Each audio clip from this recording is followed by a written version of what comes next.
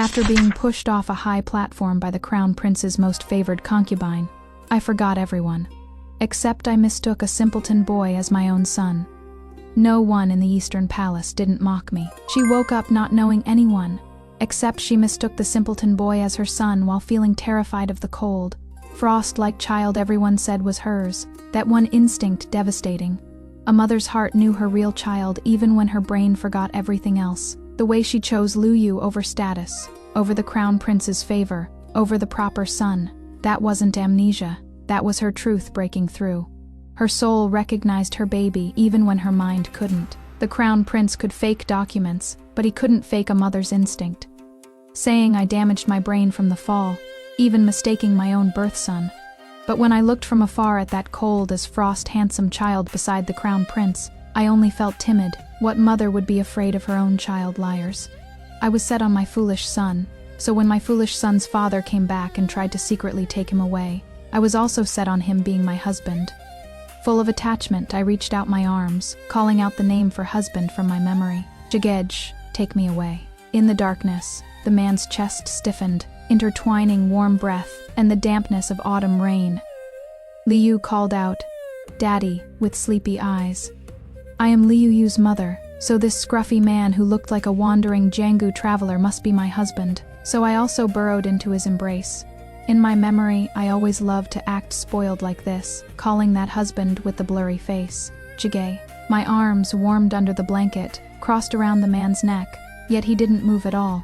Unlike in my memory where he would indulgently lower his head and kiss my brows and eyes. I got upset and pushed his hard chest. "You only know how to hold your son. What about me? You are just going to ignore me." The narrow bed curtains on all sides, the night trapped within. The man's eyes, bright as a clear moon, stared at me, somewhat at a loss. I felt even more wronged. For so long, he left us mother and son in this strict and terrifying Eastern palace, letting those unfamiliar bad people bully us. I was pushed off a high platform, such a big scar on my forehead, and he wouldn't even touch it or feel sorry for me. "Do you even have a conscience? Heartless man, heartless man." I threw myself into his arms, my long hair disheveled, sobbing and pounding his chest. At this moment, someone outside heard the commotion, knocked on the door, and asked me, "Crown Princess, are you asleep?" The man inside covered my mouth with one hand, touching a handful of ice, cold tears he froze. The person outside didn't hear my response, and the knocking grew louder. I had thought my own man was back, nothing to hide, and subconsciously felt that with him back to support me, I wouldn't be bullied anymore.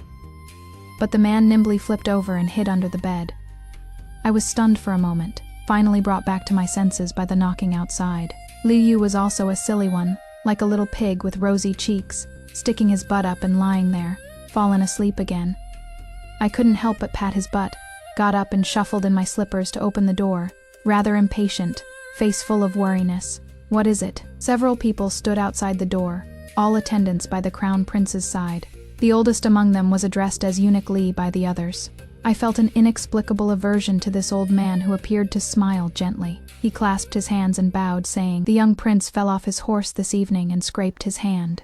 In the past, the crown princess always tended to him personally. The medicines prepared by those imperial physicians never work well, and the young prince is now in so much pain he can't sleep. After speaking, he stepped aside to clear a path, as if expecting me to hurry over in a panic. But after a long while, I still didn't move, instead looking puzzled. "If that is the case, you should hurry and find the crown princess. This is the servants' side courtyard. The crown princess isn't here." Everyone looked at me with complicated expressions. Eunuch Li was stunned for a moment, his expression cooling slightly. "This concerns the young prince, so the crown princess shouldn't joke around." His Highness also sent word that Consort Yao, who accidentally injured the crown princess, has acknowledged her mistake and received her punishment. If the crown princess continues to sulk and stays in the servants' quarters beneath her status, word getting out won't just be a small matter of the crown princess losing face alone. Listening to this, my head throbbed wave after wave, setting aside what they meant by constantly calling me crown princess. That consort who pushed me, supposedly punished, actually just had 2 months' allowance docked. Not a scratch on her, and just days ago she was still strutting around mocking me. Looking at it this way, the crown prince really does dote on her. and I really am not welcomed by the people of the Eastern Palace, which is why they keep pulling tricks to harm me from time to time. Fortunately, although I've lost many memories, I still remember very clearly that I am not the Crown Princess. In my impression, that lofty Crown Prince and the little prince have always treated me coldly, not even sparing me a glance. How could such noble imperial father and son possibly be my husband and child Hemp? These bad people trying to harm me again, ignoring their astonished gazes. I quickly went inside and locked the door tightly. Do you think I am a fool, Crown Princess my foot?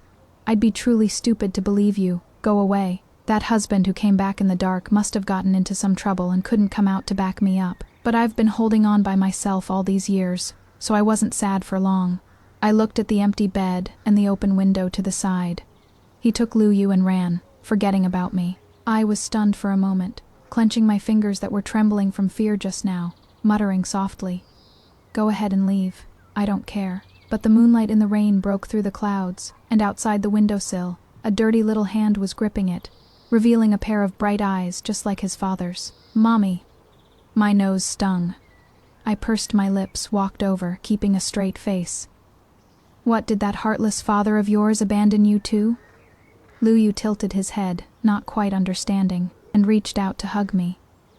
"Yes, Daddy wants you." His hands, wet from the rain, wrapped around and stroked the back of my neck, clumsily comforting me.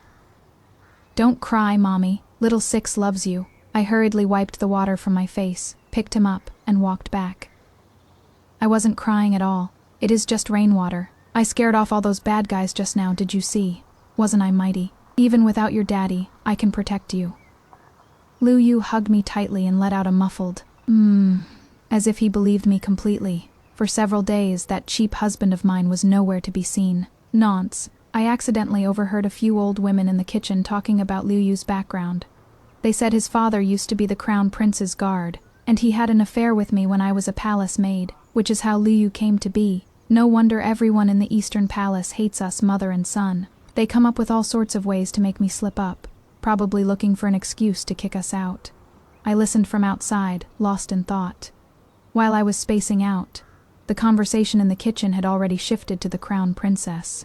Our Crown Princess must have really gone mad. She doesn't even recognize the little prince anymore, and he is the apple of her eye. You are telling me, the little prince used to have nightmares all the time. She believed that witch doctors' nonsense, and even pricked her own heart's blood as a medicine primer. Now that the little prince is so badly injured, she doesn't even care. Several heavy chopping sounds. Samona laughed and said, "I think it is just as well she has gone mad. She wasn't from any respectable background to begin with. If it weren't for the sake of her deceased legitimate sister, how could she have ever gotten to sit in the position of Crown Princess?" Everyone agreed. Such a timid and weepy temperament. She really didn't learn any of her legitimate sister's nobility. That is why His Highness doesn't like her, and even the young prince is indifferent to his own mother. Just goes to show that no matter how high a pheasant flies, it can never mingle with phoenixes. As they spoke, a matron who served in the front quarters had heard some rumors and whispered, "But I reckon a real phoenix is about to come to our Eastern Palace." Seeing how Eunuch Lee has been busy these past few days preparing birthday gifts for that young lady from Minister Dong's family, everyone's saying that His Majesty and Her Majesty both like this young lady very much. I'd wager they're going to replace her with a new Crown Princess. As soon as these words came out, gasps of surprise rose one after another in the kitchen. "Really? What about Consort Yao? Isn't she His Highness's favorite?" The matron scoffed. "No matter how favored she is just a substitute, only because she looks somewhat like the Crown Princess's legitimate sister." Still, someone couldn't help feeling sympathetic and asked, "Then what will become of our current Crown Princess?" After a moment of silence, a faint sigh was heard. "A woman of the imperial family who has gone mad can only be locked away in the Temple of Sinners, I suppose." The autumn wind rustled, blowing yellow leaves all over the courtyard. "She is a pitiful soul, too." I sighed along with them, then silently turned away, thinking that the Eastern Palace was such a dangerous place. It would be best to take my son and escape as soon as possible. I made up my mind to escape. It felt as though I had been mulling this over in my heart for a long time. Once the thought arose, I surprisingly felt no anxiety, but rather a sense of relief. I observed the people around me who could leave through the palace gates. First, there were the palace servants who went out through the Donghua gate with proper tokens for procurement. Second, there was a secluded courtyard gate behind the laundry quarters that could also be used to get out. These past few days, with the Mid-Autumn Festival approaching, more people were going out of the palace for procurement to prepare for the banquet. That day was also the Shangshu's daughter's birthday. The empress invited her into the palace, and according to protocol, the crown prince would bring the young prince into the palace for the Mid-Autumn Festival as well. Therefore, most of the guards would be reassigned and wouldn't return until very late. Liu Yu's father was unreliable, so I had to plan this myself. These past few days, I learned that there was a cook in the rear garden kitchen who was fond of drinking. Every festival, she would secretly drink herself unconscious. Conveniently, she had a token that allowed her to go out for procurement, so on the night before the Mid-Autumn Festival, I hid behind the woodpile in the kitchen and watched her come back drunk again and fall asleep by the stove. Quietly, I walked over, took her token, and also swapped my outer clothes and headscarf with hers. Since I was ready, I went back to find Liu Yu, but he was gone. At first, I thought his father had quietly taken him away, but the room was in disarray, and there were drag marks at the doorway. My heart tightened, and I followed the traces outside. I spotted someone in a dim forest, shadowy figures, several guards surrounding a young boy dressed in fine clothes. Young Highness, this someone could die, right? One of them hesitated. The young boy's voice was cold. Dead is dead. Someone like her will just cry her heart out and then forget. Isn't that how she treats me and father? The guard was still hesitating, but the boy had already turned to leave. He said, "Whoever dares to move, it will be buried in his place." It was a dried up well covered with wooden boards and stones. I didn't expect the young prince to be so ruthless at such a young age. Who knows who he took after? I gritted my teeth and pushed the heavy stone. With a dull thud, the stone rolled aside. The well was exposed. I quickly stuck my head in, but all I smelled was rotting leaves. No one was there. Footsteps sounded behind me. I shuddered and turned around. The young prince stood expressionless, holding a lantern. The dim yellow light illuminated his delicate, narrow face. "Only this way would you spare me a glance." I'd been played. I frowned, not understanding what he meant. Why was this little brat of a prince so fixated on me and my son? I asked him where Liu Yu was, but he didn't respond. He only said, "Make me happy, and I'll give him back to you." After all, status has its hierarchy, and with so many guards watching beside him, I had no choice but to follow him grudgingly. Halfway there, he reached his hand back toward me. Palace servants who lose their token will be beaten to death by Eunuch Li. So he knew everything. I felt a chill. Such deep scheming in such a small child made me feel like I was facing a little wolf in sheep's clothing. Utterly unwilling, I handed over the token. He gripped the token's cord, the corner of his lips slightly curved, with a light sense of triumph. Before stepping into the young prince's hall, it was hard to imagine a child living in such a large and desolate palace. Black sandalwood pillars, dark gray curtains, perhaps because people of this dynasty believed in Buddhism. Even a child's residence was covered with murals, but the murals didn't depict benevolent bodhisattvas. Instead, they showed the cruel scene of Prince Sattva sacrificing himself to feed a tiger. Looking at it, I found it hard to breathe. "Come here." The young prince sat on the couch, asking me to help loosen his hair. His eyes kept staring at me, as if he hadn't seen me in a long time. I couldn't understand his expression, yet under my gaze he softly said something. "It is better that you forgot." I walked over, tilting my head in confusion.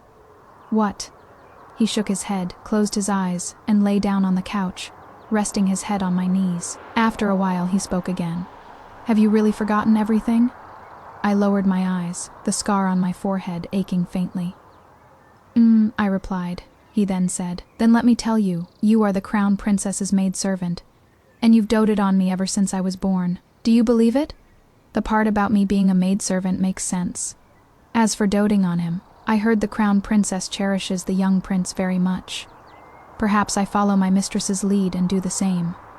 I remained silent for a while, and the young prince grew somewhat displeased, opening his eyes to look at me. "You don't believe me?" "I still need to coax him first," I said perfunctorily. "I believe you, whatever you say goes." Hamph. The young prince turned his head away.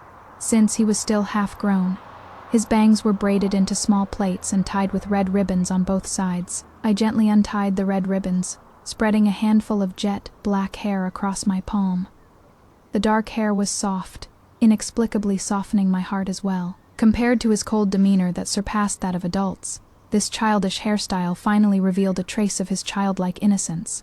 After all, he is still just a child. Thinking this, I held onto a sliver of hope, thinking he probably wasn't that bad. Just a child's mischievous nature, that is all.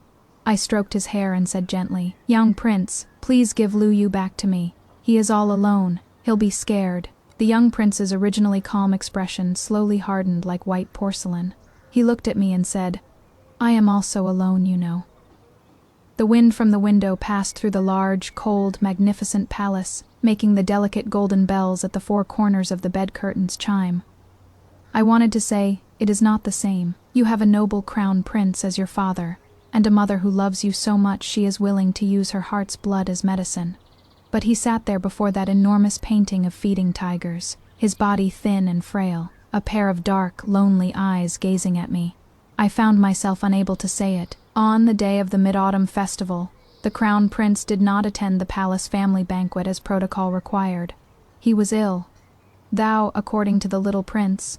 Daddy is angry at Grandpa. Angry. These past few days, I've heard the Eastern Palace servants gossiping that the Crown Prince and His Majesty aren't actually father and son by blood, and their relationship isn't as loving father and filial son as the rumors say. The Crown Princess that the Crown Prince insisted on marrying back then wasn't the one His Majesty had chosen for him either. But these aren't things a maidservant should be thinking about. I shook my head and quickened my hands. In the mirror, the little prince looked left and right at the hairstyle I'd done for him, seeming to like it very much. He touched the red ribbon on top of his head, turned around and grabbed my hand, instructing, "Don't run off anywhere. I'll be back very soon." Of course I agreed with a smile, watching as Uniquely carried him onto the sedan chair. As soon as he left, I immediately ran out, wanting to find Lu Yu. But the Eastern Palace was too big, with pavilions and waterside gazebos, winding corridors. He got dizzy and accidentally wandered into an unfamiliar courtyard. It looked abandoned and eerie, perfect for keeping someone locked up. The courtyard gate was ajar, and I carefully pushed it open and entered. There was chanting inside the pavilion. I stopped in my tracks, thinking I had stumbled into some palace consort's residence, and was about to turn around when the beauty sitting quietly inside turned her head. It was the person who had pushed me off the high platform back then. Several nuns were chanting sutras at her. Her face was expressionless as she turned to stare at me. In that moment, I also saw what was offered before the Buddha statue in front of her. Shockingly, 2 bloody, severed hands. Cold sweat dripped down. I quickly lowered my head and walked out of the pavilion, only to bump straight into an embrace heavy with incense. The Crown Prince's dark eyes gleamed slightly. His freshly washed fingers carried a hint of coolness as they brushed pitifully across the fearful sweat on my forehead. He asked gently. I nodded. Her hands. The Crown Prince smiled with satisfaction and slowly continued. "Yes, I chopped them off. Are you feeling better now?" I didn't understand and murmured, "I am just a maidservant." The Crown Prince raised an eyebrow. "A maidservant, huh? All right, if you like being a maidservant, then be a maidservant." His gaze on me was sharp, as if trying to discern something, but my bewildered and horrified eyes couldn't lie. He lowered his eyes and sighed. "You really have forgotten." He looked extremely gentle, nothing like the heartless man everyone spoke of who had been in a cold war with the Crown Princess for 2 years without speaking. "It is all right, Xiao Xiao." He called out my name. He closes in on me, his gaze surging with some dark intent. He parts his lips as if teaching an ignorant child. "I am your brother. Just remember that." Liar. I snap back to my senses and shake my head firmly. "Your Highness jests. How could you possibly be my brother?" "I would only call my husband that." The Crown Prince stiffens. Perhaps because the Crown Prince seems quite approachable at the moment, having just chopped off his favored concubine's hand, yet still having the leisure to joke with a mere servant like me. So I seize the opportunity to ask him to help me find Lu Yu. "Your Highness, Lu Yu and I are both of humble status. Thanks to your Highness and the Crown Princess's kindness, we mother and daughter were given a corner in the Eastern Palace to shelter ourselves. The autumn rain has been falling continuously in the palace these past few days, landing on roof tiles and ponds, each drop desolate. The Crown Prince walks ahead without speaking. I quicken my pace to follow behind. But we are ultimately too lowly to bear such imperial fortune. I only beg your Highness to let us mother and daughter leave the palace. From now on, I will eat vegetarian and pray to Buddha." and I will surely speak of your highness and the crown princess's kindness before the Buddha. The smile at the corner of the crown prince's lips disappears, and he glances at me sideways. I shrink back with a shiver, looking at him pleadingly. After a long pause, his tone is flat. You've forgotten even who you are, yet you still remember the way home from the palace. Actually, I really do remember this. I count on my fingers to recall every mountain and river, every prefecture and county crystal clear. After crossing the Waishui ferry, we'll be back in Ji County. The crown prince stopped in his tracks, quietly lowering his gaze to look at me. So eager to go back. Is there someone waiting for you there? Of course there is, my husband. Although I don't know where he is hiding after coming to the Eastern Palace. I believe he must have come to take me and Lu Yu home, but the words stopped at my lips. I don't know why, but looking at the crown prince's expression that had become almost sinister, I felt that if I revealed my husband's whereabouts, the crown prince would definitely kill him. After that day, the crown prince really fell ill. He kept vomiting blood, not stopping for the entire night. I was scared just watching from the side. Imperial physicians came in and out, and the young prince stayed by his side to attend to his medicine. Even the daughter of the minister came to visit. But I didn't see the crown princess. People in the Eastern Palace said the crown prince and crown princess had a bad relationship. Not a single peaceful day since their marriage. They even gossiped that the crown princess actually wished for the crown prince to die. Hearing this made my heart pound with fear. For a woman to wish her husband dead, how deep must that resentment be? Such a resentful couple, how did they ever end up together in the first place? I was full of doubts. This day, the minister's daughter came again. Walking into the hall, this true phoenix, as the cook called her, the minister's daughter, delicate and gentle, with 2 little dimples at the corners of her mouth when she smiled, bent down and touched the young prince's hair bun. Endless affection. The prince has watched over Daddy for several nights. Are you tired? I styled his hair this morning, and he liked it so much that he wouldn't let anyone else touch it. But when the minister's daughter touched it, he didn't get angry. He just smiled sweetly.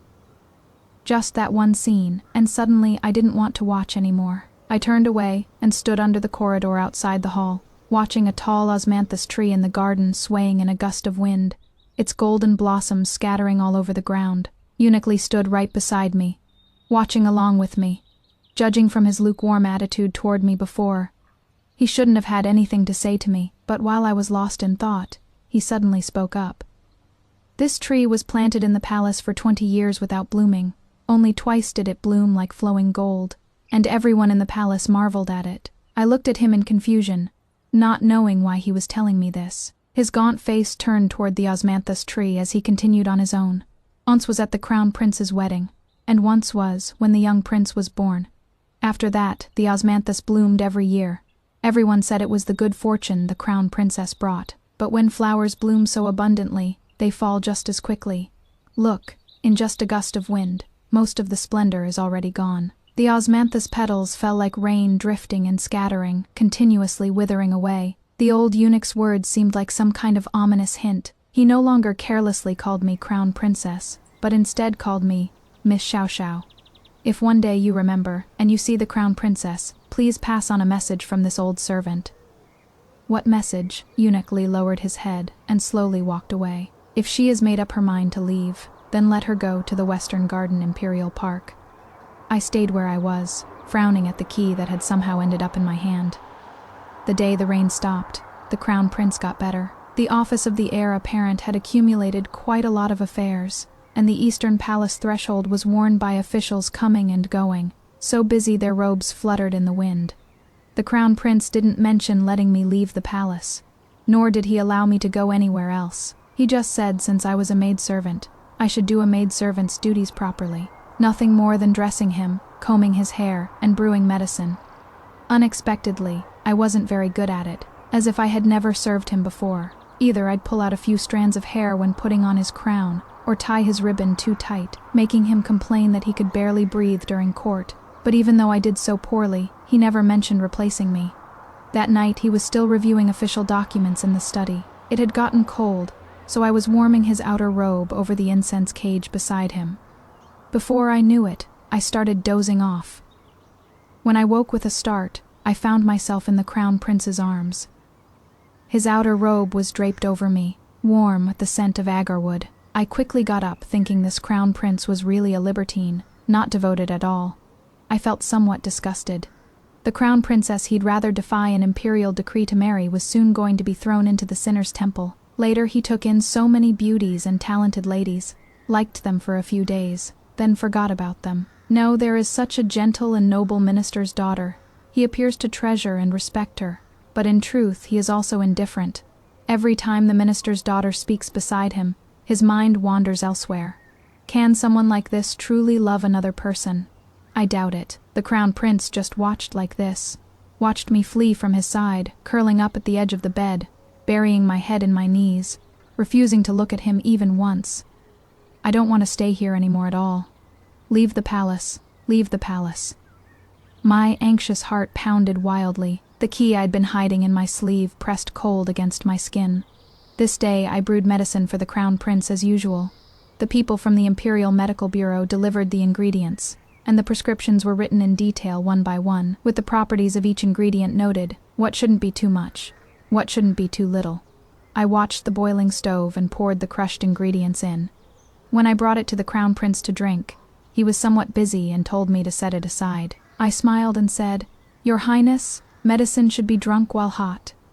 Once it is cold, it loses its efficacy. How can your illness get better then?" Ever since he held me that day, I hadn't shown him a pleasant expression, and now seeing my smile, he was stunned for a long while. Not sure what he was thinking of, he lowered his eyes with a slight smile and picked up the medicine, in a low voice. "You haven't cared about me for a long time." He drank the medicine, and soon became drowsy. Before falling asleep, he tugged at the corner of my clothes as I was about to leave, eyes closed, murmuring softly, "Xiao Xiao, what is forgotten is forgotten. I was wrong before, don't talk about going home anymore. This is your home, with me and the child." I didn't respond. He fell completely asleep, his fingers subconsciously gripping me tightly. I brushed them away, without any attachment, ran outside, probably with Eunuch Lee's help. Those guarding attendants didn't stop me. The west garden was lush with vegetation, the cold moonlight following along. In the deepest part, there was an old hall, abandoned, with tall weeds growing. I passed through those sharp grass blades that cut the skin, and used that key to open the hall door creak. A ray of moonlight shone in. Inside, a dusty and disheveled father and son raised their heads, looking at me together. "My husband is called Zhang Tian. I married him at 16, and gave birth to our child, Luyu, at 17. From the day I saw his face clearly in the old hall, I started to remember some things. He was the same as in my memories, not talkative, liked to act tough. That day we escaped from the Eastern Palace. He carried Luyu on his back, held my hand, and walked a long way to the dock. Only after boarding the ship did I learn that the crown prince had kicked and broken 2 of his ribs, and he had many other wounds, big and small, on his body. "Doesn't hurt." He looked at my face, sweating with worry, and mumbled. Liu was still nodding foolishly beside him, agreeing. Doesn't hurt. But I felt awful. When I see him hurt, I feel awful. Tears fell streaming down. The father and son were stunned. Liu Yu quickly corrected himself. "It hurts. It really hurts, mother. Don't cry, father and I are in pain." Tears seemed to be the weakness of this pair of father and son.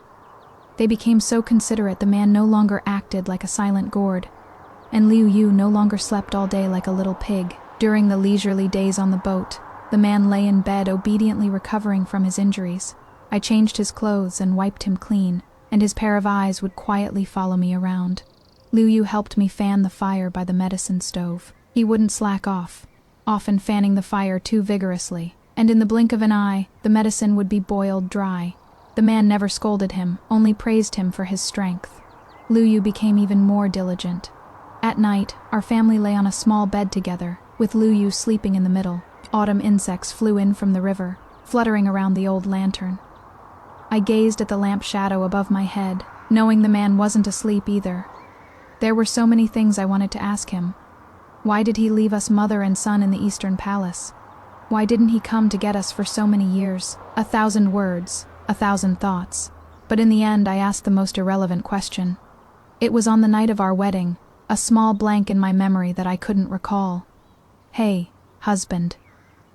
I turned my head, pursing my lips and smiling shyly. You wrote 2 lines of poetry for me that night.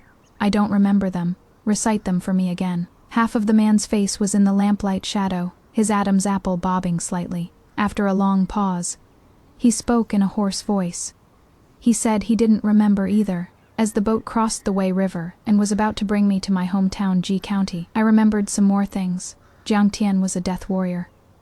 His family had served the feudal prince for generations. When Crown Prince Mingde was still just a concubine son of a frontier feudal prince, Jiang Tian was already following him.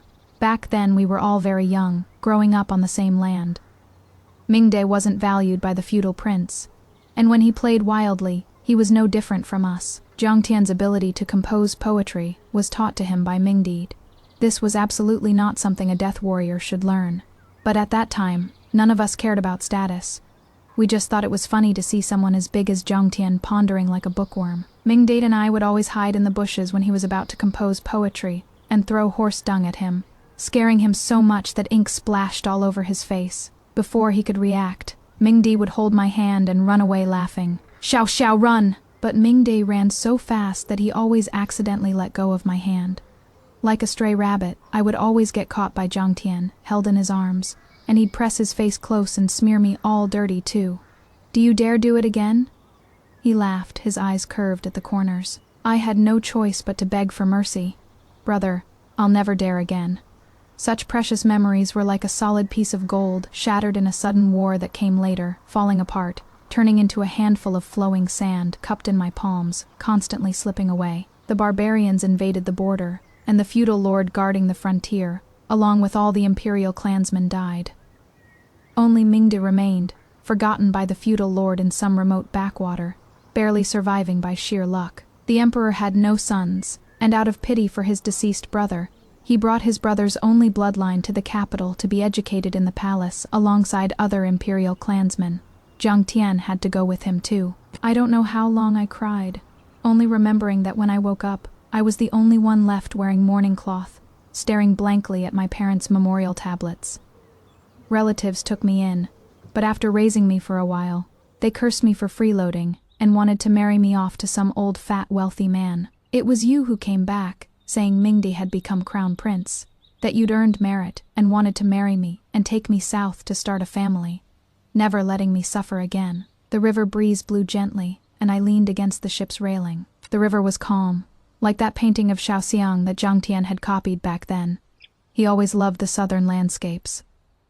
I didn't remember wrong, did I? I asked the man with a smile. The man said no. He made his vow again. "I promise, I'll never let you suffer again." The wind stirred the beard the man had grown, and his eyes looking firmly at me were very young, as if unchanged after all these years. "So young," I sighed. When we arrived at Ji County, it wasn't as lively as before, with people scattered sparsely on the streets. The man took us to a mutton stall run by an old granny. Liu Yu was attracted by an old peddler and ran off to look at those outdated trinkets before even sitting down properly. "Sixth young master," the man sighed helplessly. After scalding the chopsticks clean with hot water for me, he got up to find Liu Yu not far away. The man was having a headache picking through the flashy stuff on the peddler. Liu Yu was holding his hand, babbling about something. The old granny carefully brought over a bowl of steaming hot meat soup. "Young ladies back to visit family?" I mumbled. "Yes." I stirred the soup and noticed the old granny was still staring at me. "What is wrong?" I asked. The old granny snapped back to attention and shook her head. "Just feel like I've seen you before, young lady. Maybe you came to this old woman's stall for hot food when you were little back then?" My stall had so many kids around. I was stunned for a moment, gripping my chopsticks as if lost in thought. Seeing the man was still at the peddler's, I leaned in and smiled at the granny. "My name is Xiao Xiao. Do you still remember me, Granny?" The granny squinted and studied me for a while. Then suddenly her eyes lit up. "Xiao Xiao from the family selling milk cakes at the west end of the alley. I remember you and 2 boys used to run wild to the grassland every day. Your parents would yell at the top of their lungs for you to come home for dinner." Memories carelessly lost were picked up again from an old woman in her twilight years. My eyes grew warm, and my nose stung a little. "Yeah, I was always disobedient, making Mom and Dad worry." The old granny shook her head, pointing at me. "Your parents were so proud of you. Back when they came to the market and had soup at my place, They'd always say their Xiao could read and write, had such a clear voice. And whenever you shouted, "Selling milk cakes," it was louder and clearer than any other kid's sentence. After sentence, endless praise from my parents' mouths, but I'll never hear it again. My heart clenched tight, aching densely. I took a deep breath and quickly changed the subject, asking the granny, "Do you remember him?" The granny looked carefully at the man walking back with Lu Yu and nodded in a daze. "I remember, it is him." I listened blankly. The man came back. Lu Yu happily held a pair of Mojale figurines, leaned against me, and handed them to me. "Mommy, for you, Buddha dolls, safe and sound." The man picked him up. "You are heavy, don't press on your mother." Lu Yu pouted, "I am not heavy, Daddy's lying." The man ignored him, so Lu Yu repeated, "Daddy's lying. Daddy's lying." The man was sharp, catching my reddened eyes. "What is wrong?" I shook my head and smiled a little. "The soup's too hot," burned my tongue. The man took it over, ladled some into a small bowl, and blew on it to cool it down for me. Then handed it to me. I held back the lump in my throat, buried my head and drank the soup. It was a bit salty and a little bitter. A war many years ago had left Jixi County almost scorched earth. Back at the old home, everything had become desolate. The man hired well cleaners, and the group worked until dusk before barely making the courtyard walkable. The well water still needed a few days to settle the dust, so the man carried water from outside for us to wash up. The bedding was newly bought, but the bed curtains hanging down were the rosy red from our wedding years ago, now faded. Exhausted from the journey, Lu Yu had long since flopped onto the inner side of the bed and was sound asleep. Just then, the man walked in from outside and reminded me, "The water's getting cold?" I snapped back to attention and lifted my feet from the basin. The man naturally came forward, knelt on one knee, and dried them with the outer robe he'd changed out of. Earlier on the boat when he was injured, I helped wash his body, so we'd already seen each other bare. Between husband and wife, doing these things was perfectly normal. Back then I even teased him for being too shy. Every time I touched him, his ears turned so red they could drip water. But now the uncomfortable one had become me. My toes curled slightly in his palm. He noticed and looked up at me. I turned my face away, my eyelashes trembling. The not so spacious room suddenly became awkward. The man lowered his head and coughed once, then picked up the basin and went out. "You should sleep first." The candlelight in the room flickered gently. I lay beside Lu Yu, gazing at the auspicious bats carved on the bed frame above, unable to fall asleep for a long time. There was the sound of water splashing in the courtyard. The man wasn't afraid of the cold and had taken a bath. He stayed outside for a while, then came back in, thinking I was asleep. He blew out the candle, carefully lifted the bed curtain, and lay down beside me. There was a damp, grassy soap fragrance on the pillow. It was his half-dry long hair. A strand fell on my fingertips, ice cold. I trembled slightly. That night, I had a dream. It was summer. I had ridden our family's yellow ox into a mud pond, and accidentally knocked a passing boy in as well. He scrambled up in a sorry state, his hair covered in muddy water, with only a pair of eyes as clear as the river and sky, quietly watching me in the dream. I was somewhat flustered and exasperated, worried he would tattle. I fiercely made him lower his head and helped wash away all the evidence of my mischief. He was very obedient, lying by the stream, letting me roughly scrub his hair. By age, he should have called me Sister Xiao, but he always just called me Xiao, and no one ever corrected him. In the dream, he said, "Xiao, don't worry, I won't get angry." I woke up with a start. Outside, the sky was dim. The man beside me was also awake, staring at the bat patterns on the bed canopy, lost in thought. Gently, I nudged him. "Hey." The man turned his head and looked at me. "Those 2 lines of poetry, I remembered them," I said. The man froze. Outside the window, the wind rustled like urgent rain, his face pale. He listened as I recited, "Xiao river and sky rain." In an instant, time rewound inside the room, returning to that night. The newlywed husband turned his head, his fingers lovingly twirling his young wife's soft black hair. He said, "Xiao, let me write you a poem. Can you stay awake a little longer?" Then he slowly recited, "Rain falls on the misty river and sky, rustling sounds by the pillow I lie.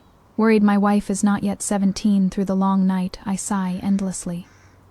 The young wife seemed not to have heard. her breathing steady, as if lost in a carefree dream stop. She married Zhang Tian, who wrote her a wedding night poem about worrying his wife wasn't yet 7, then discovered the man who saved her was actually his brother Zhang He, meaning her real husband died in a war the crown prince sent him to. That poem written by a doomed man who knew he wouldn't return. The way she pieced it together from an old woman's memory at a soup stall. Cinema.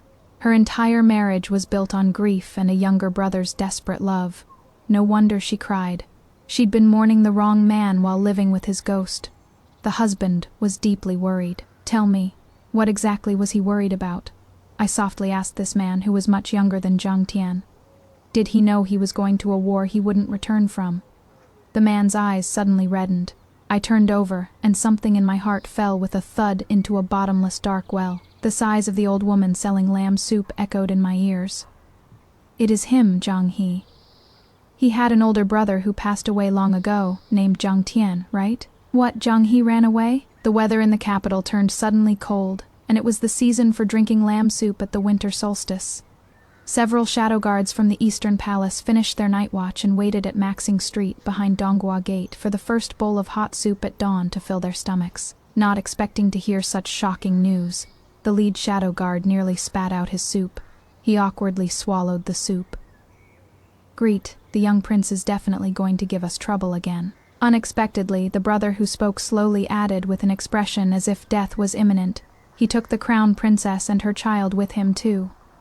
The shadow guard coughed violently, mother and child. At first, he thought it was the young prince, but then reconsidered. The one taken should be the child of his former superior. Zhang He was Zhang Tian's younger brother, and uncle taking his nephew away was understandable. But an uncle taking his already remarried sister-in-law as well, that was fatal. This time, the one coming after them was the crown prince, compared to the young prince who wore his emotions on his sleeve. What the shadow guards feared most was this elegant and aloof crown prince.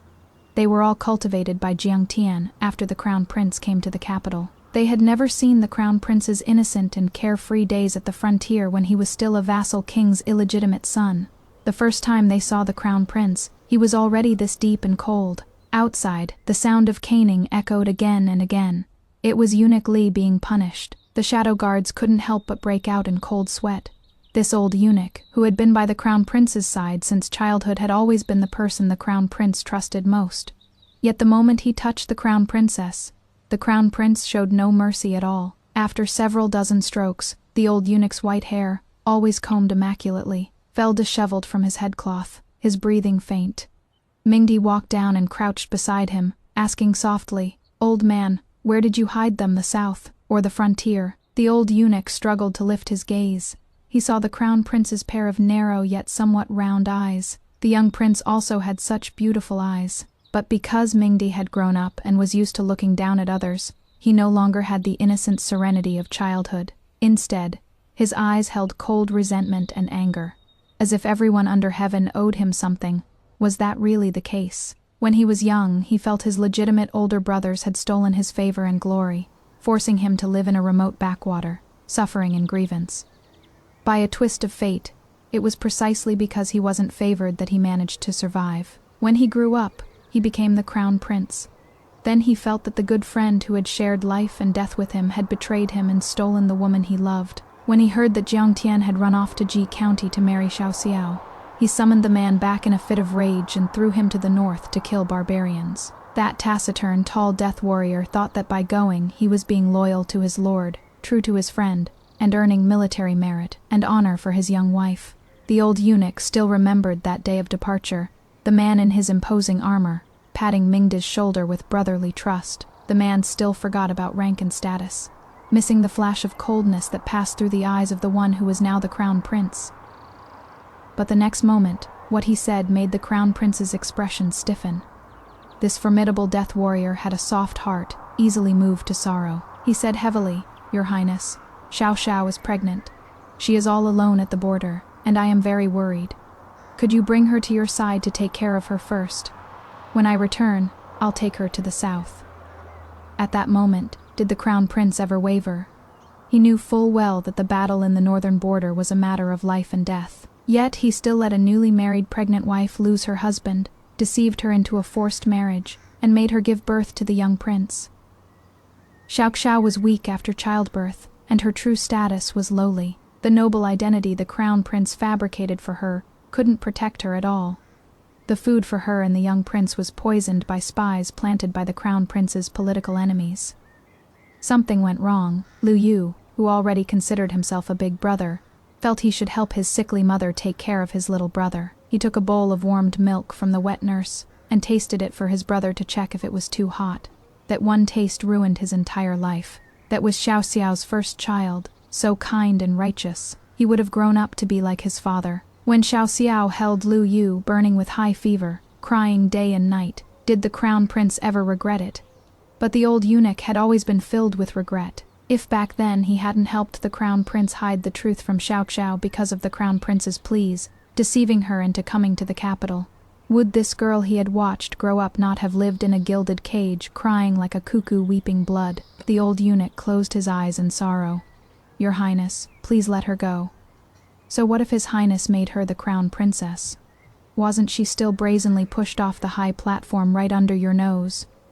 Don't you understand what that person is thinking? Back then, Mingde refused the emperor's arranged marriage, and instead used a little trick to change Xiao Xiao's identity, letting her marry into the Eastern Palace as a noble lady. This way, Mingde bypassed the emperor and directly established a marriage alliance with the noble families, cultivating his own power. He killed 2 birds with 1 stone and became the biggest winner. But the emperor never relaxed his control over the Eastern Palace. Beauties were sent into the Eastern Palace batch after batch. Endless competition for favor, countless slanders and schemes. Mingde's temple twitched darkly, unable to control the crown prince. The emperor simply squeezed each of his weaknesses in his palm. There was even a long period when the emperor directly snatched the newborn young prince from Xiao Xiao's side and handed him to the empress to raise. This caused mother and son to grow apart, and the young prince's temperament was taught to be particularly perverse. The old eunuch endured his pain, wanting to persuade the crown prince to see the situation clearly. "If you keep forcing her to stay by your side, next time you'll lose more than just her memories, Your Highness." The shadow of heavy, dense clouds pressed upon Mingde's brow and eyes.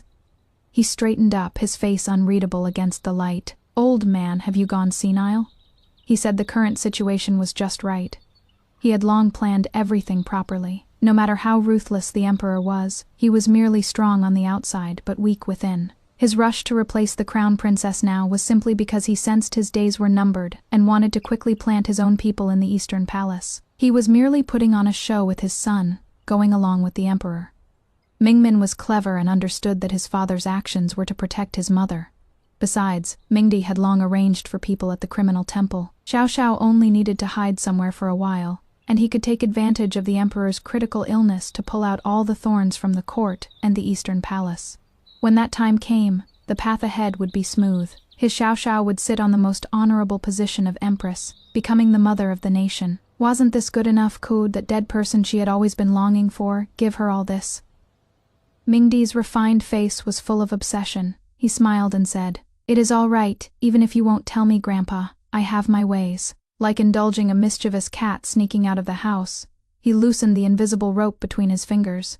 It didn't matter if she forgot to come home. He could always find her, but not now. Eunuch Li had said many senile things, but only one concern was valid. The current Eastern Palace was too dangerous for Xiao Xiao. He couldn't go find her yet. Just endure a little longer. Mingde steadied his breath, straightened his collar, and once again exposed to the sunlight, he transformed back into that gentle and refined crown prince, who killed without staining his hands with blood. Eunuch Li was carried to the inner room by the shadow guards. Doctors went in and out, and the bitter smell of medicine permeated the air. He opened his eyes and saw Mingmin hiding in the corner, secretly coming to see him. Eunuch Li had taken care of him since he was very young, back when he was sent to the central palace and Xiao Xiao couldn't visit him. Every time the empress spoke ill of Xiao Xiao, Eunuch Li would quietly correct it. Mingmin's feelings toward his mother became complicated from then on. Thus, no matter how unruly the young prince was, there was always a trace of tenderness inherited from Xiao Xiao in his heart. Eunuch Li was deeply worried. He knew that if the crown prince's next risky move succeeded, all would be well. But if it failed, the entire Eastern Palace would be buried with him. He was old. His death wouldn't be a pity. But the young prince, having made up his mind, Eunuch Li weakly beckoned, calling Mingmin to his side. This aged court servant had been loyal to Mingdi his entire life. Even in his final moments, he still wanted to use his remaining strength to protect Mingdi's bloodline. He couldn't persuade Mingdi to turn back, but the sea of suffering was too deep. His broken body had to carry at least one person to shore. Having made up his mind, the old court servant smiled faintly and held Mingmin's tender fingers. "Seventh young master, do you miss your mother, mother?" The floor hearth burned warmly, popping open several fragrant roasted chestnuts. Lu Yu endured the heat, hissing as he peeled one open and fed it to my lips. My wandering thoughts flew back. Seeing his reddened hands, I quickly grabbed them and gently blew on them, asking worriedly, "Did you get burned? Don't touch the fire, understand?" Lu Yu nodded. "I know. Don't touch fire. Don't go near water, or I'll get hurt." I was stunned, a slow ache spreading through my heart. After remembering everything, I knew that once this year was over, Liu Yu would be 7. In the capital, boys from noble families started their education at 3, and by 7 could recite Manerta by heart, and would begin learning horseback riding and archery. As a young prince, Mingmin learned even more, but Liu Yu, I lowered my head. He wiped his blackened hands from peeling chestnuts on his face, looking completely innocent and naive. If the disaster that year hadn't fallen upon him, would he have been like his father, skilled in both literature and martial arts? I asked him gently, "Liu, do you want to study?" Liu Yu looked up, like little brother, with many tutors around, looking at lots of words like ants. I said yes. He nodded, then shook his head. "I want to be as smart as little brother, to understand those words, but I don't want to be like him either, always locked in a room by the tutors. That is so lonely, like a hedgehog." I was taken aback. Liu Yu gestured with his hands, frowning as he said, "One year I dug up a frozen little hedgehog, curled into a ball, and it just wouldn't come back to life." Liu Yu then smiled and said, "Little brother saw it and called me a pig, saying I needed to hold it against my chest to warm it up. He tucked the hedgehog against his body, and soon the hedgehog came alive, uncurled its spines and pricked him until he bled. He got angry and chased both me and the little hedgehog away." I turned around and saw him standing alone in the snow. Those people only wiped the blood off him, but no one asked him if it hurt, like Mother asked me. Hearing this, I recalled that when Mingmin had just returned to the Eastern Palace, he wasn't close to me, and I was always somewhat timid, not daring to approach him. Liu Yu couldn't explain clearly either, just repeated sadly, "Mother, little brother is just like that frozen little hedgehog. Winter has come, and he is not by our side. Will he be lonely?" For a moment, the scene of Mingmin sitting in front of that painting of feeding tigers flashed before my eyes. I took a deep breath and comforted him. He has his father, he won't be. Liu Yu clearly understood that little brother's father wasn't his. Hearing Mingda's name, Liu Yu shrank back, as if fearing on Mingmin's behalf. His father is so strict. If he writes even one character wrong, he gets hit with so many paddle strikes. As he spoke, Liu Yu yawned. Because of being poisoned as a child, he often lacked energy. After talking for a while, he got drowsy and curled up in my arms, still mumbling, "Mother, I don't think little brother's father knows how to love his son." My hand on his back trembled slightly. Just then, the gate outside the courtyard creaked. Through the window I saw Jiangge returning, carrying supplies for the New Year festivities. That day after I recovered my memories, I told him everything. He was stunned for a long time, then slowly said that he and his brother were no different. "However my brother felt about you in his heart, that is how I feel." His gaze was sincere. "Back when you were in the Eastern Palace, I thought you had forgotten me. I figured as long as you were doing well, that would be enough, but you weren't. Every time I secretly went to see you, you were crying. That is when I knew that place of wealth and status wasn't what you wanted." He didn't ask for my answer, as if the titles of crown princess or sister-in-law were just labels to him. From beginning to end, the only one he wanted to take away was just Wuxia. He had planned everything. After the new year, he would move Zhangtian's grave along with my parents' graves to the south. There was enough land there for my son and me to settle down. Zhangtian had bought it before he married me. But on this day, a few unexpected, uninvited guests arrived, following behind Jiang He between 2 shadow guards. The young boy wearing a hood raised his head, breathing slightly, very cold, exhaling white mist, a pair of jet black eyes. Mingmin had come, and the happiest one was Liu Yu. When he had energy, he often took Mingmin out, setting up traps to catch sparrows, catching fish in icy streams, or building snow lions on snowy days. No one had taught him these things. He was naturally able to find freedom and joy. But Ming-min was much more reserved. He wasn't used to such carefree play. Wasting time, to him, was a mistake. And getting close to me, in the intimate role of a son, also made him uncomfortable. Back when I had lost my memory, he was actually more familiar with me. Coming back from playing outside, both of them had snow on their shoulders. Liu ran ahead, so I brushed it off for him first, then looked back. Ming-min had already shaken off the snow himself, eyes downcast, not looking at me. Between him and me, a deep rift. His arrival seemed only to be a replacement for his father to watch over me. But one night, I found him not sleeping, wrapped in his outer robe sitting under the eaves. I sat down beside him too, and we faced each other in silence. After a long while, he finally spoke. Said he'd been trapped in nightmares again. A pack of tigers, eating his heart, just like father. I was stunned. He looked at me. Father has the same dreams too. Without waiting for my answer, he lowered his eyes and smiled, murmuring, "You didn't know, because you don't care." The winter wind rustled. "He is not someone you love, and neither am I." I lowered my head uneasily. For the first time, Ming-min told me about his life in the central palace. "Y'all the consorts in the palace say you hate the crown prince because his jealousy made you lose your husband. They say you hate me too because the child you loved most took a calamity meant for me, and so, in his little heart, the same jealousy as his father's took root. Even that bowl of medicine, the one everyone said the crown princess had lovingly pricked blood from her heart to brew for the little prince, wasn't meant for him. He was jealous of Liu Yu and snatched it away. You always look like you are afraid to get close to me. Do you know how cruel that is to me?" Ming-min's clear black and white eyes gazed at me quietly. "I often think, if I had drunk that bowl of poison before Liu Yu, would you stop hating me?" My heart skipped a beat. This child was extraordinarily intelligent, possessing wisdom keen enough to see fish in the depths. Yet now he said he wanted to become an ignorant fool. Whoosh! The strong wind swept through us. The lanterns swayed, and pale shadows flickered frantically between my face and this child's somewhat similar features. Suddenly, I remembered the night before Jiang Tian's departure. He said Mingdi had summoned him to the capital. That night, he seemed to have foreseen something, gazing at the shifting moonlit shadows and murmuring, "Those who can see fish in the depths invite misfortune. Those whose wisdom uncovers the hidden invite calamity." No matter how clever Jiang Tian was, he couldn't escape the schemes of those in power. Even with all his cunning, Mingdi still treaded on thin ice in the treacherous sea of imperial politics. Perhaps sometimes, ignorance is a blessing. In that moment, as if the clouds had parted to reveal the sun, I understood. Whether dull and foolish, or clever and cunning, whether their biological father was the crown prince, or a death warrior, none of it mattered. What mattered was that they were my children. They shouldn't be dragged into the grudges and entanglements of adults, unable to grow up properly.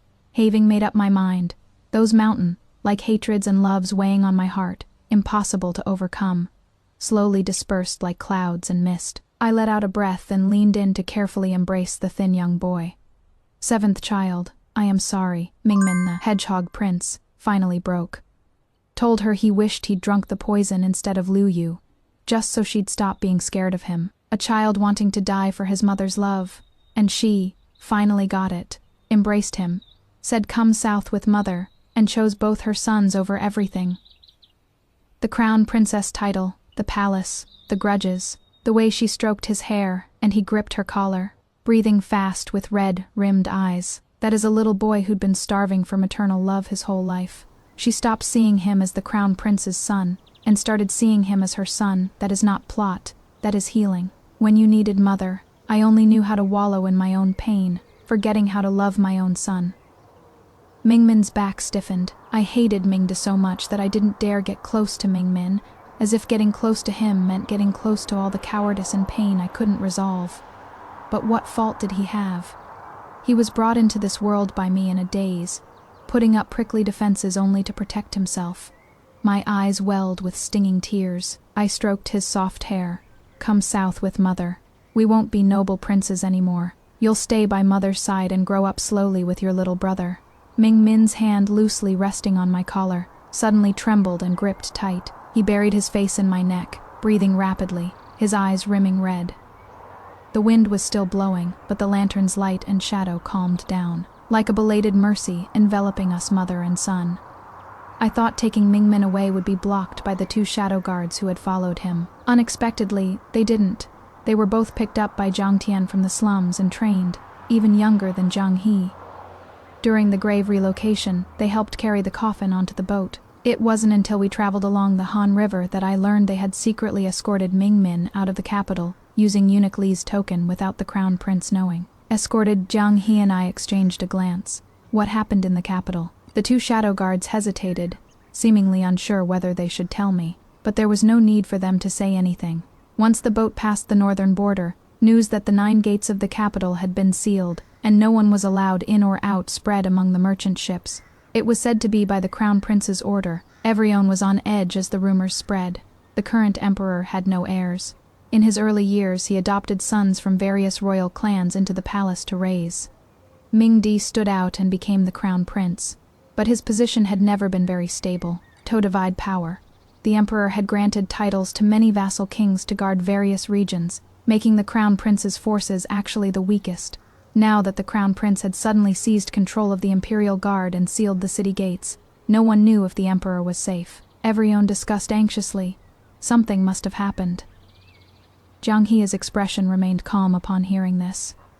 Although he, like his brother Jiang Tian, had become a shadow guard of the Eastern Palace, he held no real loyalty to Ming Di. His eyes only held room for the people and things he cared about. Just like when we were young, when I played with Jiang Tian and Ming Di, he would always be alone under a tree doing woodwork or weaving grass insects.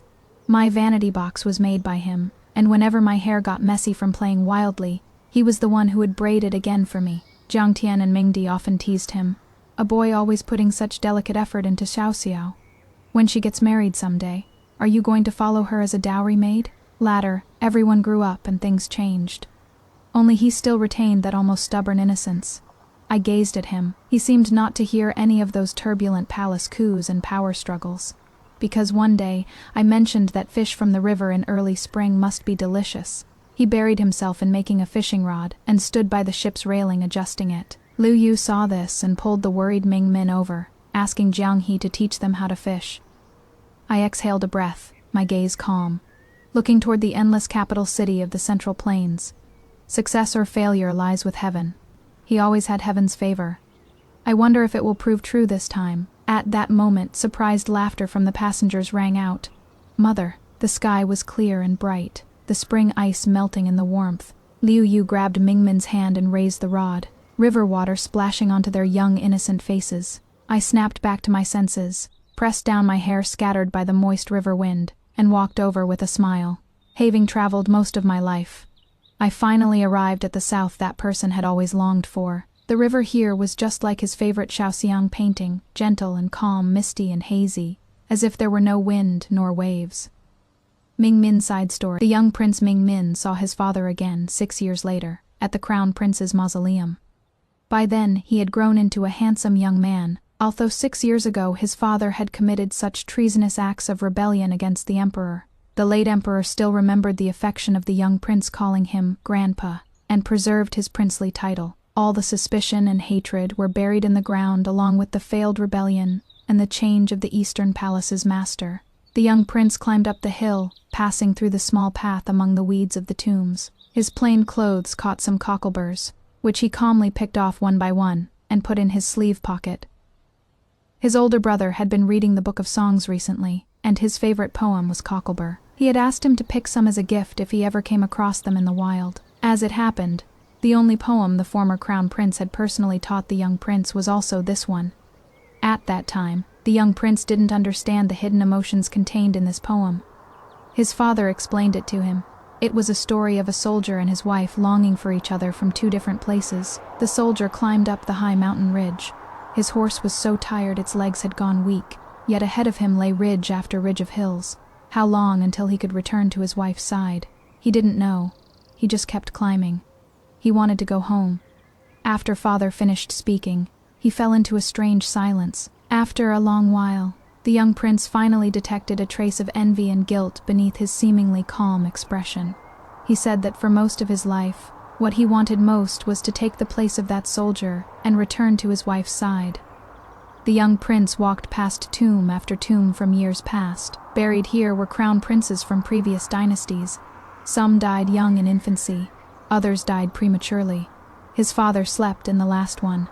Upon it there was no name nor origin, only the reign year marking his death. The young prince swept away the grave dust, set out incense, candles, flowers, and fruits.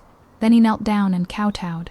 He said softly, "Mother is doing well in the south. A doctor examined Liu Yu's illness, and after drinking medicine for several years, she has recovered a lot. Mother no longer cries, and is always full of energy running outside to play." The young prince smiled. In early spring this year, she wanted to ride an ox to plow the fields again.